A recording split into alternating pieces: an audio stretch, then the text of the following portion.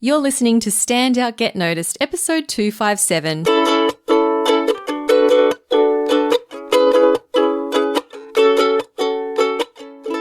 Hi there, Rockstar, and welcome back to another episode of Stand Out, Get Noticed. I'm your host, Christina Canters. I'm a speaker, coach, and founder of the C Method, where I help high-performing professionals and business leaders to build powerful communication skills.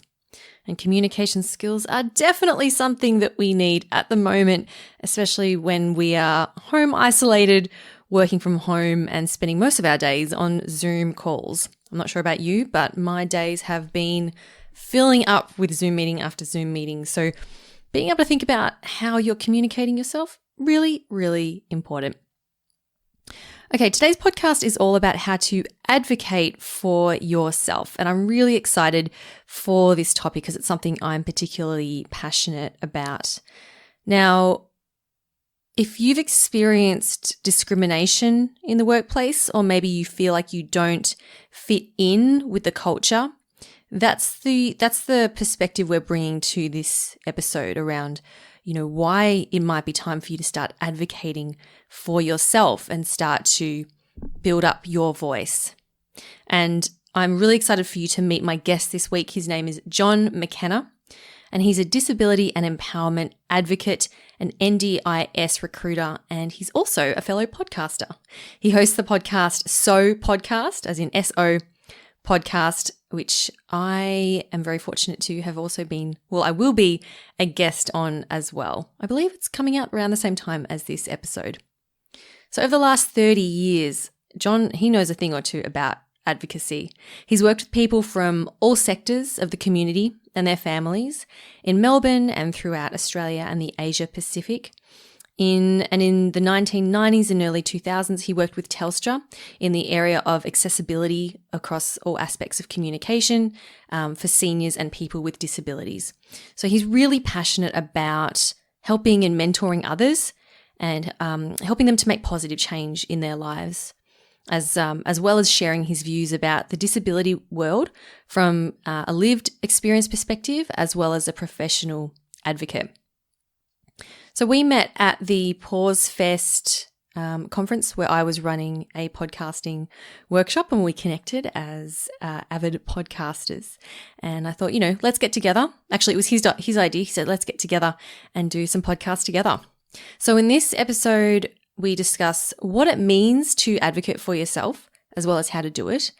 We talk about the types of discrimination that people can face in the workplace, including conscious and unconscious bias, and he explains what that is.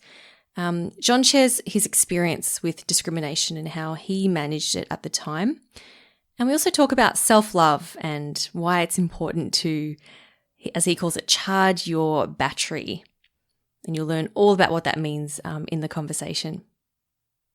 So the way I see it, if you can learn how to advocate for yourself, not only will you build more self-love, more self-trust and self-esteem, you will increase others' confidence in you. You'll reduce your anxiety, have better relationships with others, and feel good about the work you do as well. So I hope you enjoy this one with John McKenna. Now, before we get to that, a real quick announcement. I'm running one final Speak Up and Lead online group training program for the year. It's starting in June. So if you're looking to have more confidence, more influence and impact in the workplace, and you want to do this through developing powerful communication skills, then I encourage you to apply for the program. We'll jump on a discovery call to explore if it's a fit for you. Go to thecmethod.com/group coaching. That link is also in the description of this podcast in your app. Okay, let's move on to this week's episode and meet the lovely John McKenna. So John, today we're talking about advocating for yourself. And I know that you have had a lot of experience in this area. So firstly, what does it mean to advocate for yourself? I guess not wanting to be too airy-fairy about this, but I'll throw the word self-love in. It's about loving yourself, and when you get out of bed, you've got to sort of have a good foundation to sit on. In my case, I'm in a electric wheelchair, but it is about your foundation. How did you wake up that morning? And then it's about sort of saying, I do love myself. I like what I'm about to go and do.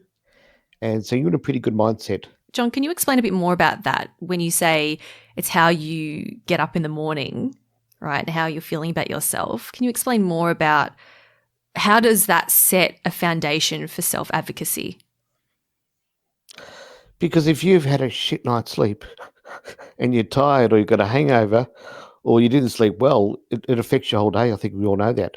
And people's health, mental health and physical health. So that it does really start back with your own internal mind, how you're feeling.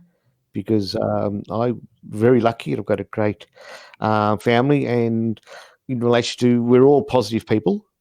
And my wife hates it when I wake up and say, "Good morning, darling, let's talk." Because guess what? For 30 years, been married, and the last thing she wants to do is talk at 7 o'clock in the morning. But one of these people who wakes up chirpy, and that helps. And then you then take on the world. For me, the carer then comes into my room, gets me out of bed, and then I go to work and I meet the world. And that's when it all starts for me about, okay, unconsciously, I'm always, how do I position this? I tell people about, oh, actually, don't tell them. They're exposed to me. So they're seeing this guy in a wheelchair and they're saying, okay, we're going to start reacting this way. And it depends on who they are, how they react versus how do I respond. So if this is making sense, I hope it is, but it is about your own mindset before you start advocating for yourself. Yeah. And then you go, ideally, you put all that's all unconscious. That's happening in the background. At the end of the day, I've got something to achieve, whether it be work, negotiate, advocate with somebody. So it is about being clear in your mind how you're feeling before you take something on. And so once you've got that mindset piece, I'm not going to say down pat because I don't think we ever really do, but once you're working on that mindset piece, let's take someone in the workplace, for example, who wants to fulfill their potential and make the most out of the career that they're in. What does it mean to advocate for yourself in that particular environment? It is about having a purpose about what you want to try and achieve. And you are working in an environment, workplace, of course, but it can be other environments. And then you've got words like bias. It can be conscious bias or unconscious bias that you're working with. And then you've got your own philosophy towards work. So put all that in the mix. You then want to go forward. Can you give me an example of what you mean by conscious versus unconscious bias? Well, conscious bias is the really obvious that you are being judged about the way you work, who you are, the way you look. And unconscious bias is what you're feeling is you may think the person is not actually meaning it, but they are starting to judge you about your communication, what you look like, your language, whatever it might be. So it is about being not too harsh when receiving that feedback. And hopefully, in the perfect world, we don't, Christina. We don't receive any of that. But in reality, we do. Can you give an example of what that might look like?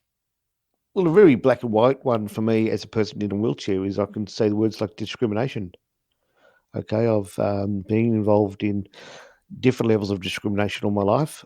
I guess my favourite one, which is sort of tattooed in the brain, was when I went to join a health and fitness centre in Armidale. Very famous one. I'm not going to mention the name, but they were full of people who had beautiful bodies and put the lipstick on before the makeup, before the gym workout. And in comes in this guy in a wheelchair, goes to join, and the receptionist went and checked with the manager, came back and said, "I'm sorry, sir, but we can't allow you to join because you'll offend our members." Oh my God. Exactly. I said other words. I said, "Do you say that again, please? You can't join because you'll offend our members." So I thought, wow. Okay, I was 18 at the time. I went home, I cried, I got a bit drunk, told family. And back in those days, like I said, I came back about 30, 40 years, 18, doesn't matter how old I am. When I was 20 anyway.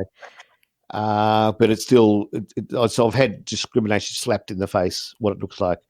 The quick story now, I'll speed that up, is I went to the Equal Opportunity Commission, joined the gym in Armidale. All the members said, "Where have you been?" I just wanted to go for a swim.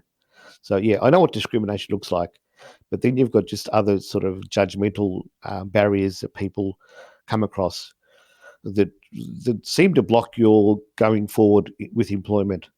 So, and this is all about making the environment work for you and them without running away. So it comes back to the word self-love and your purpose. If you're doing a job and you want to achieve something and you're just getting bad vibes, it's about then looking for ways to go forward. It could be a mentor. It could be a cup of tea chat with your wife or husband or partner. There are so many ways that you can refocus and reflect on what's going on. So, John, it sounds like advocacy in terms of, in how you see it is around overcoming these conscious and unconscious biases and discrimination that people might face in the work context. It is. It's about being clear in your mind. What are you receiving? What's going on now? And then having some really clear strategies to work with that. So can you share some examples of some of the people, maybe the international students or the women that you've supported? What are some of the challenges that they've come up against? Normally it's bias, conscious or unconscious, and language, of course. So language comes into it. What do you mean by that? By the language? From their perspective, they keep saying the word "I'm sorry," and I'm saying you do not have to say sorry. You're in Australia. You've got the irrelevant visa. You're allowed to be here. You're working. And I'm also keeping in mind about the person's culture too, about the age of the person they're communicating with. Are they older, younger? But many times they're saying sorry because their English is not good. And I'm a strong believer that people, Western culture needs to be a bit more forgiving when it comes to people who have different languages. So when I work with people, sort of, okay, here are a couple of things we stop with. Try, be mindful, like how often you're saying the word sorry, and ask yourself, why did you say it? And then it's about being open and being clear about why you're trying to achieve what you want to, and explain how you work. You've sort of got to open yourself up a little bit, which once again can be hard culturally. But say things, this is my style. Okay, if I can be very general right now and just talk about, generally speaking, Asians who are very focused on getting a task done and they do not want any interruptions. They're going to go from A, B, C, D. And this whole thing about, hey, we'll stop after A, go and have coffee. Why? So once again, I'm being very broad here, and I'm the sort of person who works. I'm terrible because I get distracted, and people who've worked with John McKenna will sort of say no. And this even comes back to on a personal level, when I'm getting dressed out of a morning. I'm halfway in the wheelchair. I'm saying, okay, time to go and water the garden. And they go, oh my God, can't we just finish this job?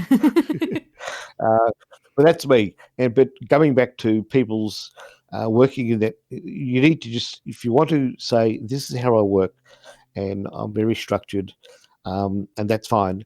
But just share with your colleagues how you work. And ideally, you're going to get other feedback to say, that's fine, thanks for sharing, we now know. So right. That's important, I believe. So it's about communicating to the people at work. If there are cultural differences and if you do tend to work in a different way to them, it's important that you communicate that to them. Is that what you're saying?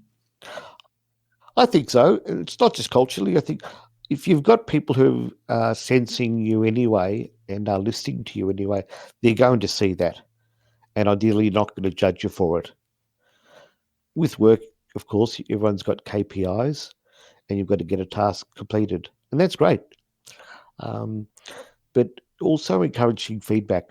I think not enough people have got the guts to sort of say, we've worked together in this team for a little while.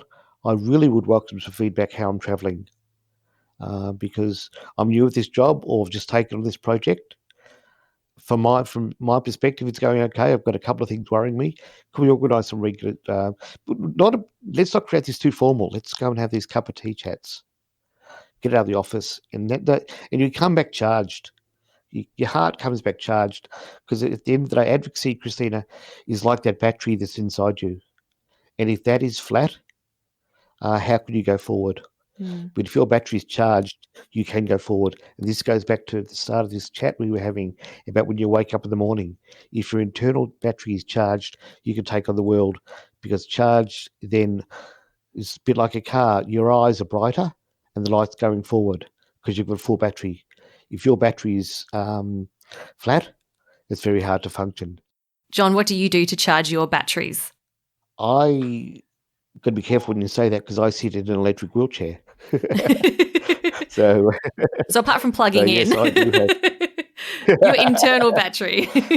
And it's not just caffeine or wine. There are other ways to charge your batteries, and it gets back to doing something you want to do. Is it music? Is it a joke? I do survive a lot with humour, and that's something that you inherit. I've had people say, "Oh, John, I'd like to be able to crack jokes like you do." And yeah, it's I won't say skilled, because I've just got it from my grandparents and my parents. But for me, it's really helped a lot. When going back to me being a person with a physical disability, when seeing the doctor, they'll say, "How can I help you?" And I said, "I just want you to know that I can't walk." And they don't even laugh. So it's about these icebreakers when you talk to doctors, because I think all those doctors out there, lighten up, guys. We are people. When doctors are the worst ones when dealing with working people with disabilities, because they judge. But going back to your question, how do I charge my batteries? It is about little wins, little achievements. If we're all humans, some people like feedback, some people are very humble. I do welcome feedback about how I'm being received, and am I achieving my purpose? And if the purpose is not being achieved, well, let's re-look at my strategy. Yeah, self-love is one of those things where it can take a lifetime, really. It's an ongoing journey. And I know that for me personally, there are some periods of time where you feel like, yes, I do feel love for myself and have that self-compassion. And then there's other times where it dwindles somewhat and I have to work extra hard to bring it back up again. And it's sometimes those things, it's not so easy as like a step 1, 2, 3. Here's how you build self-love. It can be, more difficult than that. But thank you for sharing how you cultivate more of it for yourself. Yeah. It's a balance, isn't it? It really is a balance. You've got to get it right. And you've got to be even careful who you say those words in front of, because once again, people are going to judge you for it. What words, But in sorry? your mind, it's all self-love. Oh, when you say self-love? Oh, and if your boss comes up to sort of say, "Why are your eyes closed?" or "What are you doing?" or you might be drawing a little picture on a piece of paper, you don't say, "I'm self-loving right now. Come back, please." Yeah. So I think it's something you say I internally. think me time is probably, maybe that's a more acceptable phrase to say, I'm taking some me time to recharge. For sure, especially in the corporate world, where you've got those emails, you've got the computer, and you've got bad energy around you. So yes, that walk around the office or get some fresh air plays a big role in keeping your battery charged. Yeah. And it gets back to other episodes of the Listen to You, Christina, where you talk about how vulnerable are you feeling and how strong you're feeling, and don't ignore it. Just to say, let them, if you can find a colleague that you trust, whether you call them a mentor or an advocate, these are great sounding boards, I should say, to keep you on track. And as I'm not sure how many times I've said the word purpose, but it's a really important word. We do forget the purpose. Yeah. Why you're in that workplace, what do you want to achieve, and what are your strategies to achieve these goals? Yeah, absolutely. So it's about taking that step back and going, oh, well, why am I here in the first place? Exactly. And yeah, but I want to go back to, if you don't mind, talking about people from different Yeah. cultures. And I think that, because I think that's fascinating. We're seeing it in the workplace right now. Of course, it's getting more and more. Um, and this is where we've got Western culture, which is very strong around sport, 5 o'clock drinks after work, um, all of that. And it's hard for people from overseas to newly people, people who've just arrived to get that gig. And I think it's, how did I try and say this? But it's sort of, be mindful that we are very loud Australian people who love to have that beer, or let's do it, and that's just a joke. You'll be right, mate. Stop being so sensitive. We talk a lot like that, and I know blokes do, but I've seen females do it also. You know, it's just, yeah, it's sort of, we just need to uh, be a bit more human when it comes to not hippie but human. Yeah. And just be more aware that, not everyone has that same culture as us, and that it can feel alienating. Let's talk positively too, Christina, about all the work going on right now around diversity. Mm. I think we are seeing in the workplace, and I think a lot of effort's gone into this. So what we're touching on right now is sort of not new. We're aware of it. The LGBTIQI environment, diversity. We are embracing it. It is becoming, and we're measuring it, which is great. We're seeing themes where people are bringing food, exchanging food, having time out, having retreats away. So I think there's a lot of great stuff going on from a government perspective when we talk about efforts. Yeah. Yeah, absolutely. Do you see these as really making an impact, or are some of them perhaps more, box ticking? Good, really good question. I love it. And be really honest with you, I haven't worked in corporate employment probably for about 20 years. What I'm hearing is, yeah, I think it's both. I think there are little progress. Progress is going on, but it's definitely a tick box to say we do that. We have a diversity area that focuses on this. Um, but it comes back to the connection with the people you're working with. When you go home at the end of the day, how are you feeling? Has that person been a bit more respectful? Yeah. Um, I want to keep saying that word, reflective. It's okay to go home and reflect, but talk to someone about what happened. So we talk about advocating and um, mentoring. It is about having that sounding board of that other person that you trust to be able to say, "This is what happened today. After listening to this, how do you feel? Any tips you want to share?" Yeah. And I want to keep going back to our past episodes. We talk about to be a good listener is really important, but don't be afraid to ask for help. Also, I think pride comes into it. I think we all have pride where I'm not going to ask for help. I'm just going to toughen up and go forward. Yeah, nah, yeah, nah.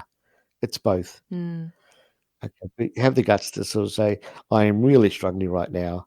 Um, I'd love it if you could just share your thoughts. I may not accept, but can we chew the fat about this, please? Yeah. John, can you give me an example of someone that you have mentored or advocated for, and the difference that that has made in their lives?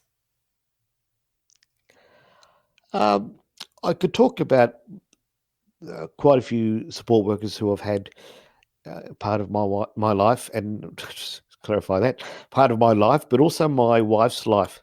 Start again. That's terrible. What I'm trying to say is, people have come into our lives because I've needed the right support, and it's those people who I'm still in contact with 15, 20 years later, and that's because our bond happens. But it's been a two-way bond. It's not just been around the physical support. It's been, they've been very meaningful, and the conversations that have happened. So that's a little bit of evidence that things are working for both parties. Mm. But I love watching people's own journey, and especially if people share it with me. I love hearing that they're now doing this where they were doing it before. I just like when people can share with me how they're now feeling empowered. And I think that's a word yes, it's overused. I'm trying to use it less, but it's still, I haven't found a word to replace empowerment. Have you, Christina? I really like the word empowerment. I don't think it's overused. I still use it. So let's take someone who does feel empowered, to use that beautiful word again. Let's say, so in terms of, how someone does feel empowered and they do feel empowered to advocate for themselves. I know we've already talked about self-love. That's the first step. It always starts with you in your own mind and taking care of yourself, filling your charging your battery. Then you talked about finding a mentor or finding someone who you trust that you can share, what you're going through with and get their support as well. Is there anything else that you would recommend that people do if they want to advocate for themselves more and to feel that level of empowerment? As you were talking, I did have some flashbacks of different people that I've worked with who've said, John, today I went and complained to this restaurant. Tell me more. Well, the food was crap. I wasn't happy with it. I told them why I didn't like it, and they got my money back. So a lot of people take that for granted. We do that. If you're not happy, get your money. But a lot of people, that's a really big milestone in their life.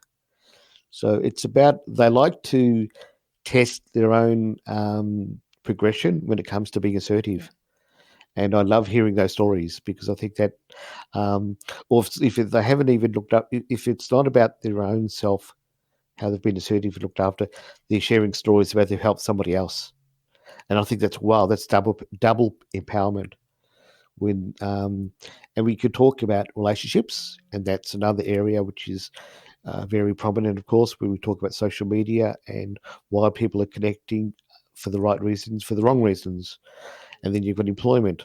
How do we be assertive with employment whilst being respectful and not treading on too many toes? And in other words, without pissing people off, you've got to do both. Yeah, there's always that fine No, balancing act, isn't it? it is, yeah. And of course, employment can have lots of guidelines and rules and legislations around protecting both parties. I get that. But I want to keep coming back to, yeah, we are humans and we're going to see these people outside of a workplace. And do you walk on the other side of the footpath because they're approaching you if there's some conflict going on? Or are you brave enough to say, give them a smile and keep walking past? I think it's all about that mind shift and understanding that we are sharing this earth and we have to really make it work for everybody. Because also there's a lot of external energy out there too, Christina. In a workplace, if there are two people where the energy is not good, that does radiate to the rest of the office and people worry. I've had lots of people come up to me as a wheelchair user and said, John, we've just witnessed how that girl was looking at you. And I was young. I said, which one? Which one? I got all excited for a minute. She said, no. It wasn't a nice look. It was a stare. So I think my point here, Christina, is bad energy. It does radiate in different ways with different people. Where I don't notice different sensitivities, other people are. So it's about being mindful of that. Yes, absolutely. Well, John, look, it's been an absolute pleasure having you on the show. This has been really fun and thank you so much. I'll share with you right now, during this conversation, my energy level, my battery is just bubbling because I think right now we're on the same page. I'm hoping the audience out there is enjoying our conversation because I'm feeling really happy right now and energized. And once again, just want to jump in and interrupt and say thank you so much for this conversation. You are so welcome, John. Can you plug your podcast? Can you share with us where people can get more of John McKenna? Thanks for the opportunity. I have a website, which is www.johnmckenna.com.au. You can Google my name, and I wanted just a quick plug, not so much for myself, but I want to go back to an earlier topic, being accessible. I'm proud that I've got some of my podcasts. You're a big YouTube user also, Christina, with the work you do. And that is, be aware that YouTubing, not so much visually, but you've got the options of having transcripts and captioning, and also the deaf community are able to be part of what we're doing. And I'm just mindful, and also people from different nationalities, if they're able to read the captioning of a podcast, that's a cool thing to do. So yeah, I'm available on my website, johnmckenna.com.au, and feeling cool. Awesome. Well, thank you so much again, John. It's been an absolute pleasure. Thanks, Christina. A huge thank you to John McKenna from So Podcast for being such a wonderful guest on the show this week. I highly recommend that you check out his podcast. He's got some wonderful conversations on there. Go to johnmckenna.com.au or visit the show notes at thecmethod.com/257. Now, before I leave you today, as I mentioned at the start of this episode, if you are looking to build more confidence, influence, and impact in the workplace, and you want to learn powerful communication skills in a supportive environment, then I encourage you to apply for my online group training program. It's called Speak Up and Lead. I'm running one more for the year, just one. Normally I run multiple in the year. I've already run one this year, and I'm running one more. One more before the end of the year, starts in June. So if that's something you are committed to developing in terms of your communication skills and your speaking skills, then go to thecmethod.com/group coaching and apply there. All right, Rockstar, that's all from me this week. Thank you for hanging out with me today. Keep on being awesome and stay safe, and I'll talk to you next week. I'm Christina Canters, and this has been Stand Out, Get Noticed.